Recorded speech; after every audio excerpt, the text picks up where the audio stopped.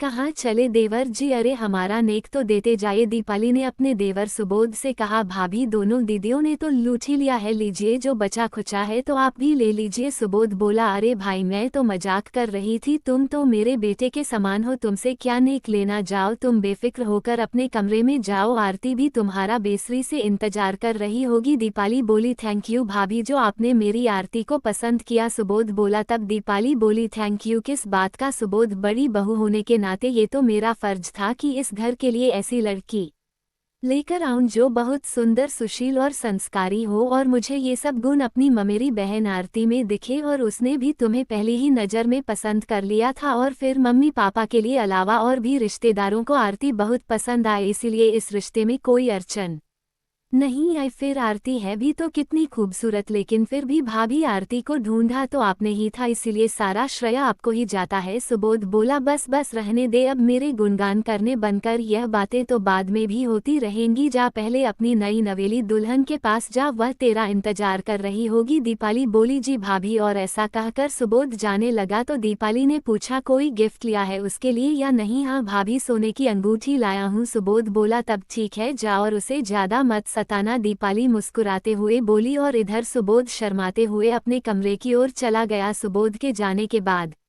दीपाली भी सोने के लिए वहीं हॉल में लगे अपने बिस्तर पर जा लेटी। अभी ज्यादातर मेहमान घर पर ही थे, कुछ ही मेहमान गए थे, इसीलिए दीपाली ने अपना कमरा शादी में आई लड़कियों को दे रखा था और खुद बुजुर्ग महिलाओं के साथ हॉल में बिस्तर लगाकर सो रही थी। पुरुषों का ठिकाना पड़ोस के घरों में हो गया था, इसीलिए वे सभी वहीं आराम कर रहे थे। शादी की सारी जिम्मेदारियां बड़ी बहू होने के नाते दीपाली ने ही संभाली थी। वह इतने दिनों से काम करके थक के चूर हो चुकी थी, इसलिए बिस्तर पर लेटते ही फौरन उसकी आंख लग गई। अभी दीपाली को सोए हुए कुछ ही देर हुई थी कि एक जोर से चीख सुनाई दी। चीख इतनी तेज थी कि सभी अपने बिस्तर पर हड़बड़ाकर बैठ गए। दीपाली भी नींद से जाग उठी और सबसे बोली, कौन चीखा? तभी बड़ी बुआजी बोली, दीपाली हम में से कोई नहीं चीखा, चीख तो शायद सुबोध के कमरे से आई है। सुबोध के कमरे से? यह भला कैसे हो सकता है? दीपाली बोली, हाँ भाभी, सुबोध के कमरे से ही चीख आई है। दीपाली की बड़ी नंद सुरेखा बोली, सच में? दीपाली ने दोबारा पूछा। हाँ वहीं से चीख आई है, सुरेखा ने दोबारा जवाब दिया। तब दीपाली की सास कुमुद बोली, दीपाली जाकर देख तू, क्या बात है, हम लोग जाएंगे तो अच्छा नहीं लगेगा, नई बहू से कुछ भी पूछते ठीक नहीं लगेगा, वो तो तेरी बहन है तो तू उससे आसानी से कुछ भी पूछ सकती है, क्योंकि चीखी तो आरती ही थी, यह मैं यकीन के साथ कह सकती हूँ। ठीक है तो मैं अभी जाकर देखती हूँ कि क्या बात है, दीपाली बोली। और फिर दीपाली सुबोध के कमरे की ओर गई और उसने दरवाजे पर धीरे से दस्तक देते हुए पूछा, आरती सब ठीक है ना? और फिर दीपाली के ऐसा पूछने पर आरती ने दरवाजा खोला और दीपाली से लिपटकर जोर जोर से रोने लगी। आरती को रोता देख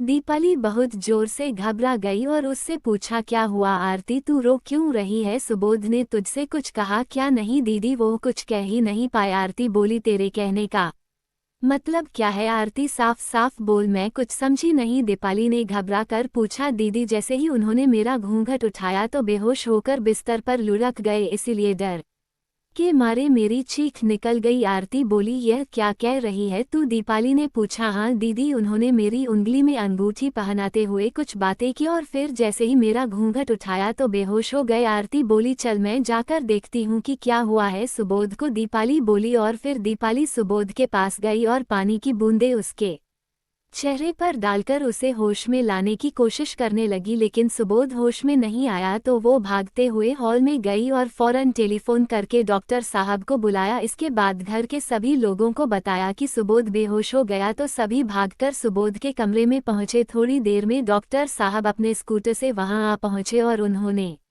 सुबोध का इलाज शुरू किया और कुछ देर बाद सुबोध होश में आ गया। तब डॉक्टर साहब बोले, शायद शादी की थकावट से ऐसा हुआ होगा, इन्हें आज की रात आराम करने दीजिए, कल तक ये बिल्कुल स्वस्थ हो जाएंगे। फिर डॉक्टर साहब चले गए। उनके कहने पर दीपाली ने आरती को अपने कमरे में सुला दिया और सुबोध दूसरे मेहमानों के साथ जा लेटा, क्योंकि सुबोध को अकेले उस कमरे में लिटाना उचित नहीं था, क्योंकि उसकी तबीयत ठीक नहीं थी। और इसी तरह पूरी रात बीत गई, फिर सुबह हो गई और इस तरह पूरा दिन बीत गया और फिर से रात आ गई। आज रात फिर दीपाली आरती को दुल्हन बनाकर उसके कमरे में बिठा आए और सुबोध से उसके कमरे में जाने को कहा और पहली रात की तरह सुबोध फिर आरती के पास पहुंचा और फिर से वही चीख सुनाई दी और आज फिर से सभी डर गए। दीपाली फिर कमरे में पहुंची तो आज भी वही हाल था। सुबोध फिर बेहोश था और फिर डॉक्टर साहब को बुलाया गया, लेकिन इस बार डॉक्टर साहब ने कहा कि सुबोध के बेहोश होने की वजह थकावट नहीं है, आज इन्हें किसी साइकेट्रिस्ट को दिखाए, वही इनकी बीमारी की ठीक ठाक वजह बता पाएंगे। यह बातें सुनकर वहां मौजूद महिला मेहमानों के बीच खुसर फुसुर होने लगी। वह आपस में कहने लगी कि हो ना हो यह कोई ऊपरी चक्कर है या दुल्हन ही किसी रूह प्रेत को अपने साथ ले आई है, तभी ऐसा हो रहा है। वह रूह इन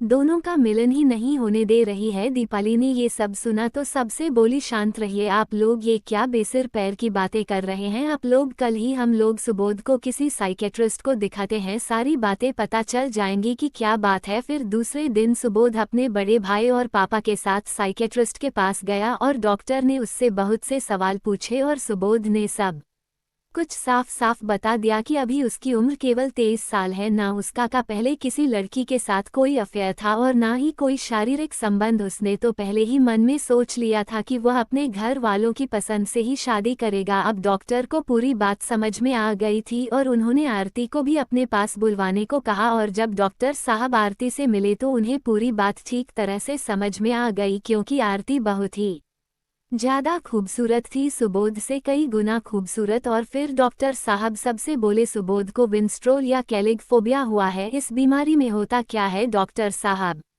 सुबोध के बड़े भाई प्रमोद ने पूछा। इस फोबिया में पुरुषों को खूबसूरत महिलाएं पसंद तो होती हैं, लेकिन ऐसी महिलाओं से उन्हें डर लगता है। खूबसूरत महिलाओं को देखकर या उनसे अकेले में बात करने के ख्याल से भी वह बहु बुरी तरह घबराते हैं। इस फोबिया से पीड़ित लोगों को सुंदर महिलाओं से इतना ज्यादा डर लगता है कि वह ऐसी महिलाओं से मिलने या बात करने के ख्याल भर से ही बुरी तरह घबरा जाते हैं, कभी कभी तो बेहोश भी हो जाते हैं। इस बीमारी के लक्षण हैं शरीर का बुरी तरह से कांपना, दिल की धड़कन बढ़ जाना, सांस लेने में दिक्कत होना, पसीना आना, उल्टी, सिर दर्द, रोना और बेहोश हो जाना। कभी कभी तो दिल का दौरा भी पड़ जाता है। तो इसका कोई इलाज? सुबोध के पापा ने पूछा। इस बीमारी का कोई इलाज नहीं है, अगर मरीज के साथ जबरदस्ती की गई तो उन्हें हार्ट अटैक हो सकता है और मरीज की जान भी जा सकती है। ये एक मानसिक बीमारी है जो कभी भी दूर नहीं हो सकती। डॉक्टर साहब बोले, तो अब क्या करें हम सब? उसकी तो अभी अभी शादी हुई है। सुबोध के बड़े भाई प्रमोद ने कहा, ये तो अब आप सभी को तय करना पड़ेगा कि आगे क्या करना है। डॉक्टर साहब बोले और फिर सभी घर लौट आए। सभी चिंता में थे कि अब क्या किया जाए जिससे सुबोध और